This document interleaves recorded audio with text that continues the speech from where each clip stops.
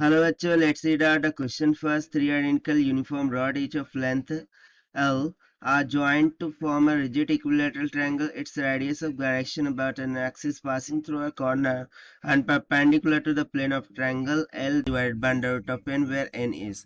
So यहाँ पर क्या बोल रखा है कि थ्री आइडेंटिकल रॉड्स है, ठीक है, उसकी लेंथ L है और उसे इस तरीके से जोड़ा गया है कि वो एक इक्विलैटरल ट्रायंगल बना दे, यानी कि इस तरीके से वो इक्विलैटरल ट्रायंगल बना रहे हैं। सो लेट्स सपोज कि ये हो गया ए बी एंड सी, ठीक है, every and each of the rod having the length of L here, ठीक है ना।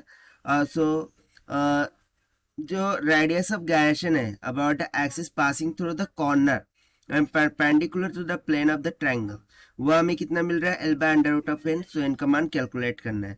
तो चलिए स्टार्ट करते हैं सोल्यूशन से, but before of it's let's talk about the key concept which we are going to use here for this question.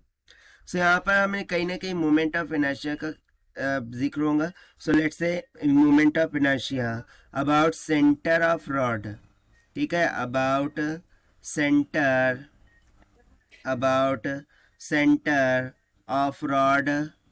of rod and perpendicular that will be given by, so देखिए basically corner से पास होता हुआ axis. सो देखिए यदि मैं यहाँ इस axis से पास कर रहा हूँ, सो एक तो ए बी रॉड का इस पॉइंट ए के अबाउट क्या हो जाएगा मोमेंट ऑफ इनर्शिया, और इस ए सी का about a moment of inertia, B C का about a moment of inertia. So basically मुझे रेडियस ऑफ गायरेशन किसके अबाउट फाइंड करना है, इस ए पॉइंट के ही अबाउट फाइंड आउट करना है।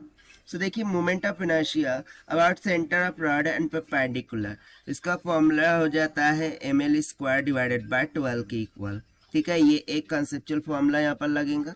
Then similarly moment of inertia about an end, ठीक है, अबाउट एन एंड, किसी भी एक एंड पर एंड परपेंडिकुलर। सो इसके लिए जो मोमेंट ऑफ इनर्शिया का फॉर्मूला होता है वो होता है M L square divided by 3। So बस इसी कंसेप्ट का हम यहाँ पर क्या करेंगे, यूज कर लेंगे। तो सबसे पहले यदि मैं बात करूं ए बी रॉड और ए सी रॉड की, तो देखिए ए बी और ए सी के लिए अबाउट एन एक्सिस ए, ठीक है ना, जो मोमेंट ऑफ इनर्शिया होगा वो उसे हम ए मान लेते हैं, और वो किसके बराबर होगा।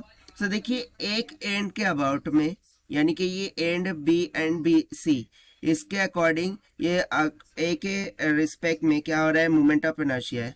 सो moment of inertia about an end, ठीक है ना, अबाउट एन एंड परपेंडिकुलर का फॉर्मूला लग जाएगा। सो इसके लिए तो सिंपली क्या हो गया, M L square divided by 3 हो जाएगा। Now what about BC. So BC के मोमेंट ऑफ इनर्शिया कैलकुलेट करने के लिए हम यूज करेंगे पैरेलल एक्सिस थ्योरम का, ठीक है, पैरेलल एक्सिस थ्योरम का। So according to parallel axis theorem, so BC के लिए moment of inertia about A that will be equals to, एक तो moment of inertia about centre of rod and perpendicular हो जाएगा, that is ml square divided by 12, and second will be due to this perpendicular distance from the point A, ठीक है ना। यदि मैं इस पर परपेंडिकुलर डिस्टेंस बनाऊं एंड लेट्स सपोज कि आर है, सो इस परपेंडिकुलर डिस्टेंस के कारण से एक मोमेंट ऑफ इनर्शिया लग रहा होगा दैट इज एम आर का स्क्वायर के बराबर ना। आप बोलेंगे यहाँ पर एम क्या है, so basically M mass of the rod मैंने माना है, ठीक है, ये जो मास है M is the mass of the rod है, ठीक है, सो डोंट बी कंफ्यूज। तो सबसे पहले तो मुझे आर फाइंड आउट करना होगा। तो चलिए हम आर कैलकुलेट करते हैं। तो देखिए इसका मान L है, ये L है, सो ये इतना आधा कितना हो जाएगा L बाय 2। सो मैं सिंपली पाइथागोरस थ्योरम से क्या लिख सकता हूँ, R square will be equals to L square plus L square divided bye 2 का स्क्वायर 4। सो यहाँ से मुझे आर का मान कितना मिल जाएगा, under root of 3 divided by 2 times of L के इक्वल। इसे हम यहाँ सब्स्टिट्यूट करते हैं। सो बीसी के लिए मोमेंट ऑफ इनर्शिया कितना आ जाएगा, that will comes out to be equals to M L square divided by 12 plus M into 3 divided by 4 L का स्क्वायर के बराबर। तो जब आप इसको सॉल्व करेंगे, so near about 10 M L का स्क्वायर डिवाइडेड बाय 12, ये बी सी का अबाउट ए क्या आ गया, मोमेंट ऑफ इनर्शिया आ गया। अब हम क्या करेंगे, टोटल मोमेंट ऑफ इनर्शिया यहाँ से निकाल लेंगे। So total moment of inertia I T will be equals to, एक तो हो जाएगा आई ए बी के बल से, एक हो जाएगा आई बी सी का, और एक हो जाएगा आई ए सी रॉड का। सो आई ए बी के द्वारा कितना लग रहा था, एम एल का स्क्वायर डिवाइडेड बाय 3। उसके बाद आई बी सी का कितना लग रहा था, सो 10 एम एल का square divided by 12, plus I A C का कितना लग रहा था, M L square divided by 3। So जब इसको सॉल्व करेंगे, so near about 18 M L का स्क्वायर, राइट है ना, 18 एम एल का स्क्वायर डिवाइडेड बाय 12, 6 से डिवाइड कर दीजिए, कितना हो जाएगा 3 एम एल का स्क्वायर डिवाइडेड बाय 2 के इक्वल। ये क्या है हमारे पास, total moment of inertia. But basically हमसे जो गिवन था, पूछ रखा था, वो रेडियस ऑफ गायरेक्शन के बारे में पूछा है। तो देखिए रेडियस ऑफ गायरेक्शन कैसे लगेगा, यदि इसका मास m है, इसका मास m है, और इसका भी मास m है, सो इन तीनों का मास का addition multiply by the radius of gyration, that is मैं सिंपली बोल सकता हूँ ना कि 3m हो जाएगा, एंड रेडियस ऑफ गायरेक्शन क्या होता है k, उसका whole square, this will be equals to the total moment of inertia. इतना सिंपल सा कंसेप्ट है, ठीक। सो यहाँ से देखिए मुझे k का मान क्या मिल जाएगा, या फिर k स्क्वायर बोलते हैं, that will be equals to, ठीक है। सो ये किसके इक्वल हो जाएगा, इसको हम स्मॉल m माना था तो स्मॉल m ही रखते हैं ना, ठीक।